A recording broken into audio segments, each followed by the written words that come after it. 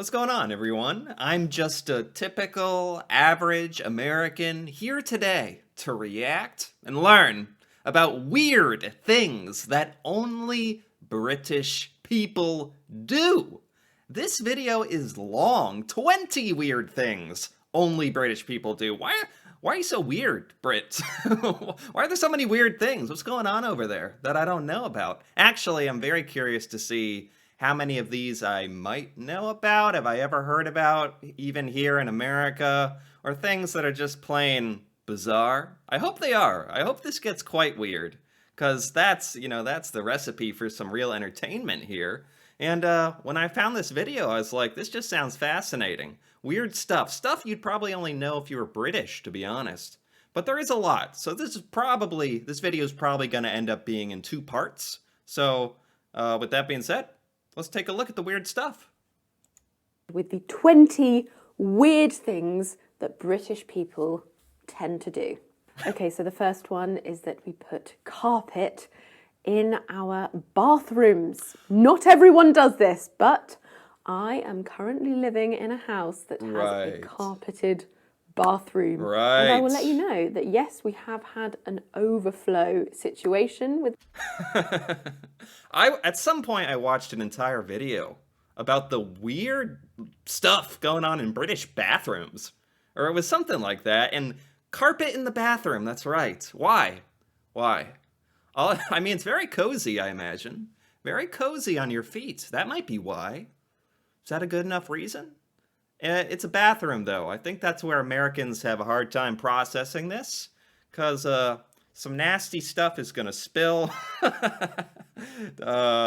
Inevitably, something is going to get on the floor. It's the bathroom, squirting your toothpaste out too hard or something. I don't know. But yeah, this is unique to Britain for sure. That toilet, and in a carpeted bathroom, it wasn't pretty. So this is quite an old-fashioned thing to do. We don't tend to do this anymore. But if you go to a house that hasn't been renovated or updated in a long while, or you go to the home of somebody who is very traditional, then yes, you might find carpet in your bathroom. We've got it here.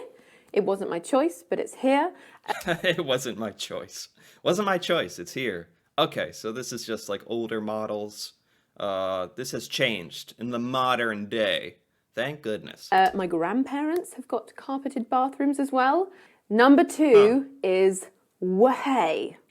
Okay, and this is something that we shout in a very, very specific situation. Way. Nothing's coming to mind here. I don't understand the context of this even.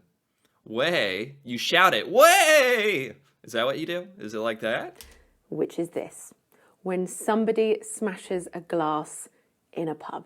What? The whole pub should shout, way. Sorry, I had to re-record that. That was so loud. Now, I worked... What? Is this a natural reaction? Is it like a tradition kind of thing? Like everybody in unison is on board with this? Everyone knows, like, oh, the glass was broken in the pub. Let's all shout, way?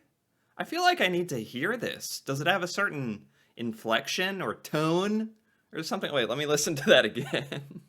Her example. The whole pub should shout, way. Sorry, I had to re-record that. That was so loud. And of course, why? Why do this? What's the meaning? Now, I worked as a waitress for 3 years. I dropped a fair few glasses. We had to carry these drinks on tiny round trays that you had to balance. I couldn't do that. So I've had my fair share of ways in my lifetime. These dubbed over ways are killing me. So everyone's shouting way. Is it to like make the situation more funny or easygoing? Or is it to make fun of you? Maybe I've got it completely backwards. Now, my mother's best friend forgot where she was once, and she did the way in Portugal. A restaurant in Portugal, some poor waiter dropped a load of glasses, they smashed everywhere, and there was just my mum's best friend there on her own shouting, "Way!" Yeah, that's funny. This would make no sense in America. When someone drops a glass in a bar or something, it either, you know what happens? It gets dead silent. It just gets dead quiet. Or depending on how drunk people are, they might like laugh at you or something. Or someone might scream, like, but not like this, like they're getting murdered. But never way. Huh. I've never heard of this. Okay, the next one is number 3, which is excitement over fireworks on bonfire night. Okay. So on the 5th of November, all around the UK, we have bonfires, we let off fireworks, and I did actually watch a video over bonfire nights. I am aware of bonfire nights. The one I saw was like one of the biggest, like it was madness. It was crazy. Yes, people do get excited. do this because it's the anniversary, the 5th of November, of a failed attempt to blow up, to explode, the Houses of Parliament. On this event, we burn guys, and these are dummy men used to represent the man who was going to blow up the Houses of Parliament. Yeah, you know, when you have it explained to you, I guess everything has a reason behind it. But if you just stumbled across bonfire night, kind of like I did, it comes off as quite bizarre. Like, what's going on here? We're burning, like, people? Oh, they're dummies. Okay. Oh, it's a bonfire that's like 80 feet tall? Oh, okay. People are running through the streets? He was called Guy Fawkes, so sometimes we call it Guy Fawkes Night as well. Now, on this night, or on the evenings surrounding this night, depending when it falls, if it falls on a Monday, then you might have it on the Saturday before, for example, people who have no experience or business dealing with explosives get incredibly excited. They go to fireworks shops, they do them in their garden, and it's just really dangerous. My dad always really enjoyed setting up the fireworks and setting them off in a neighbour's garden. Well, I mean, there's kind of an equivalent to the 4th of July, Independence Day in America. People are launching fireworks. No one knows what's happening or what they're doing, and it doesn't come across quite as much madness as bonfire night, though. I quite like bonfire night. But let's continue with her father's story here. Enjoyed setting up the fireworks and setting them off in a neighbour's garden. And my mother was always absolutely petrified. She was so scared he was going to get hurt, and rightly so. And one day they played this terrible prank on my mother and all of the other worried wives. They let off a load of fireworks, and then they came screaming, covered with soot, with black ashes all over their face, as if they had had the explosion in their face, and the women went crazy. Oh, that is so good. And they were not best pleased to find out it was all a joke. That's a good joke. That is actually good. Number 4, we think that a cup of tea will cure, or help at least, any bad situation. And a lot of us genuinely believe this. Wow, is that why tea is so popular in Britain? Now, if there's one thing Americans associate with British culture, one of the top things is tea. And I've always wondered, is that an exaggeration? Is it true? The more and more I learn about Britain, the more true it seems. And this is yet another aspect to it. I didn't know there was gosh, this is like almost a superstitious kind of aspect to it, but it makes so much sense. I mean, tea is very, gosh, I don't drink tea, but it's very calming. When you think of it in America, it's very calming, very like nice and gentle drink. It's just that most Americans don't have it. Any bad situation. And a lot of us genuinely believe this. When something bad happens, our first response is, okay, I'll put the kettle on. If somebody's told you some devastating news and you don't know what to say, you can just say, that's awful. Do you want a cup of tea? You know, when she puts it like that, I have actually seen that exact kind of phrase used in movies and popular culture and media with British characters saying that when something bad happens. It's usually supposed to be a joke, though. It's always supposed to be some kind of joke. Something horrible happens, and they're like, "I'm gonna put on the tea," and the Americans who watch are like, "Ha ha ha ha! That's so funny." But now this is like a kind of showing it in a different light, where it's like it is supposed to be a little funny, but it's also supposed to be, well, I'm putting on the tea because that's what you do when something happens, something bad happens. Number 5 is the phrase, "Oh, go on then." Okay, said like this. "Oh, go on then." This is something that we say when we are offered something that we know we shouldn't have. For example, a very unhealthy food, or maybe a cigarette or a drink of alcohol. Wow. I know about this one. How do I know about this one? I feel like a lot of Americans have been introduced to this phrase.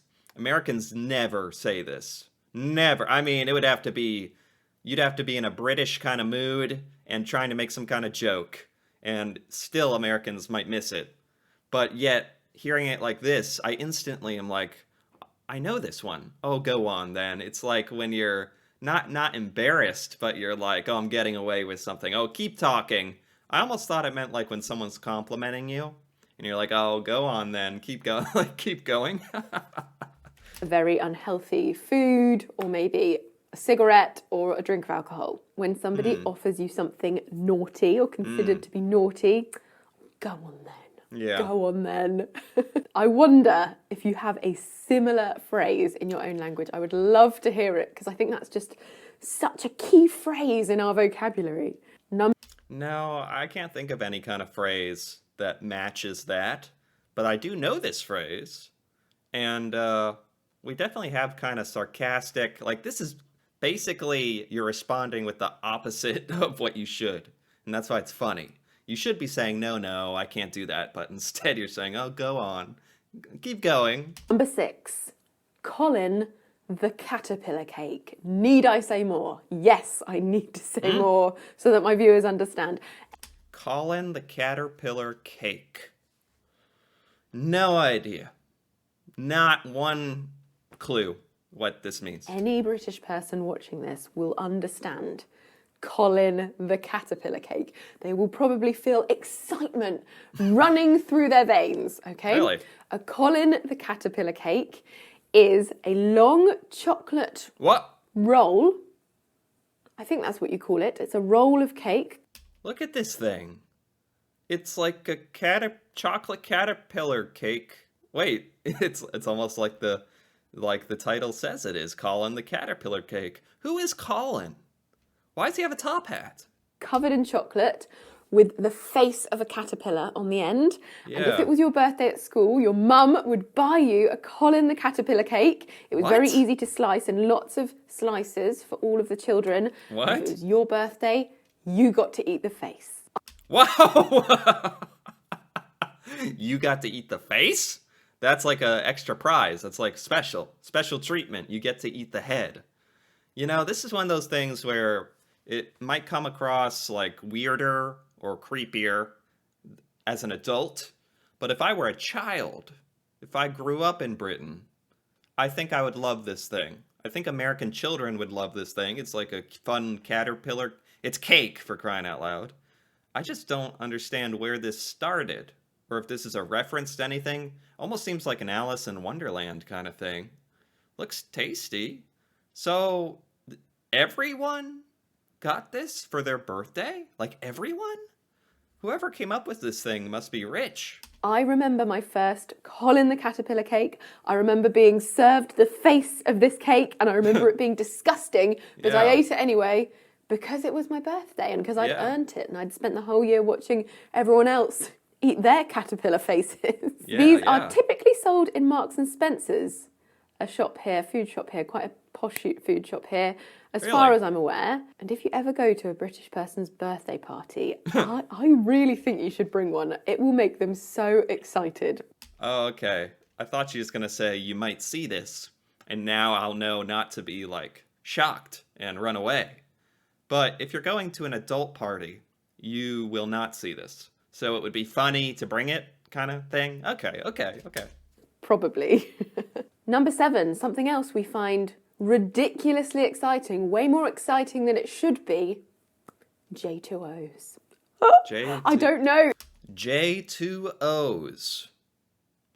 Never heard of it. If you have these in other countries, but they are a non-alcoholic juice drink. Not juice, juice drink, okay? Oh, juice drink, right. Orange and passion fruit, J2O. Is that like a play on H2O? That means it's not 100% juice. The most famous flavour is orange and passion fruit. But the thing is, they came in glass bottles that were the same size as beer bottles. So when you were a child and you were at a party, an adult party, you could feel like an adult with a similar beer bottle. Okay. Very exciting. I remember taking it a step too far when I was younger and taking my parents' beer bottles that were green, Stella Artois always, and refilling them with apple juice and carrying that around with me, and completely confused when my parents were so angry with me and saying, "No, Lucy, don't do that, don't." You know, I really don't think we have anything like this in America. America is very stuffy about things like this, about what children are allowed to have. I really don't think it would fly in America having a suggestion of an alcoholic-shaped beverage that children can have, even though it's juice. Just wouldn't pass. Don't do that. We also had another drink called Schlur, which was alcohol-free, like a sweet grape juice, fizzy as well. And I felt like such an adult when I had a glass of Schlur at Christmas. I mean, I can totally imagine as a kid thinking this is awesome. Do you have any drinks that you used to have as a child that made you feel grown up? You know what? You know what we do have? We do have root beer. We have root beer. I shouldn't say so quick. If you look up root beer, anyone can drink this, children. And if you get certain types, I mean, they come in cans, of course. You'd be hard-pressed to actually find a root beer that looks like this. But if you did, you'd think that was awesome as a kid. Usually it's in a can or a 2-liter, but it does have the word beer in it, and kids can drink it, root beer. So, you know what? I was kind of inaccurate there. We do at least have that. I bet there are. Number 8 is the phrase, to pop, okay? To pop. To pop. Round over, in, out, down, up? No idea. Sounds a bit random, but we use pop in many phrasal verbs. Okay. And it's a very warm way of asking somebody to come or go somewhere. Do you want me to pop over? Do you want me to come over? It implies a short amount of time. Why don't we pop down the road for a coffee? Why don't we just quickly go down the road for a coffee? You know, very rarely you can use this in America. People will get it. I don't know why this isn't more popular, yet I totally know this one. Yeah, I'm gonna pop in, and it does imply a short amount of time. It's just not that popular in America, as she's kind of suggesting that it is in Britain, but this definitely exists. Huh. I remember one of my Spanish students in London, they were au pairing for a British family, and they were so confused by the word pop, because you can pop around, pop up, pop down, pop over. Just treat it as come and go. Yeah. Number 9. British people like to base the entire country's economic state on the price inflation of a frog-shaped chocolate bar called a Freddo. Yes, you heard that correctly. We base our economics on a frog-shaped chocolate bar. Okay, this is called a Freddo. Frog chocolate bar by Cadbury. Okay, I didn't know about these, but I think it's hilarious. I totally get it. I don't know what Americans base like inflation and price on, like milk or something. A chocolate bar. Also, you can also look at how certain candies have gotten smaller over time. Like Cadbury eggs, I think, have gotten smaller, yet the prices remain the same. That's another thing. Called a Freddo. When we were young, Freddos were known to be the most affordable chocolate bar. They were a little frog, and they were typically, I think, 10p when I was young. I remember being given £1 to spend on sweets at a party. I could have one big packet of sweets, or I could have 10 Freddos. The logical answer is to go for all of the Freddos. However, every time I see the price of a Freddo rise, I am outraged, and the rest of the nation is too. I'm going to search now. Current price of Freddos. I get this one. 25p. 25p. So what? Okay, just going to have to pause there. I got so angry about the price inflation of Freddos that I broke my microphone, and the next 3 videos have terrible audio. Damn you, Freddos. That means that I could have bought 10 and now I can only buy 4. That is outrageous. Okay. She broke her mic because of Freddo inflation. Okay, number 10, pigs in blankets. We get so excited about this particular food called a pig in blanket. It is a little cocktail sausage wrapped in bacon. Oh, man. I was almost going to say we have this in America. I mean, we do. It's just not a staple. It's not something you see very often. I get very excited when I see stuff like this. Although pigs in a blanket, technically in America, that could be a little sausage or a little hot dog in like a little tiny little bready crusty wrapping, like a little hot dog bun around it that goes the whole way around.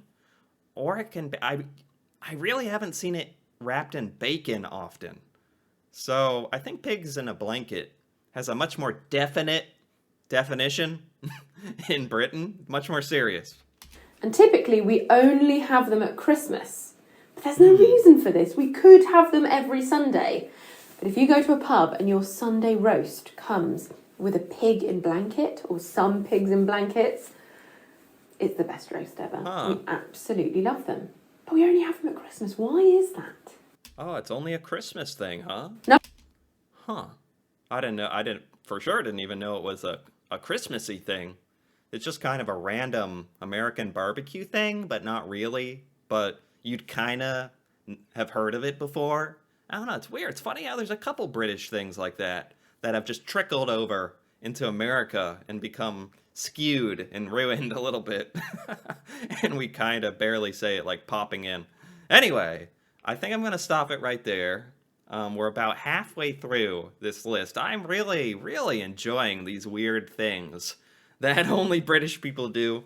I'm very thankful. I'm very excited to see that the vast majority of these I've never heard of before.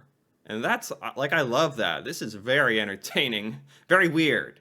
British people, very weird stuff, but I like it. I like it a lot. Anyway, if you're interested in seeing part 2 of this, I'll be releasing that right after this video, I suppose. I'll be recording that and reacting to the second part of this after this video. So, if you enjoyed this one, feel free to give it a like or leave a comment. And if you're interested in more videos like this or the part 2 of this, feel free to subscribe for more. And until then, thanks for watching and see you next time.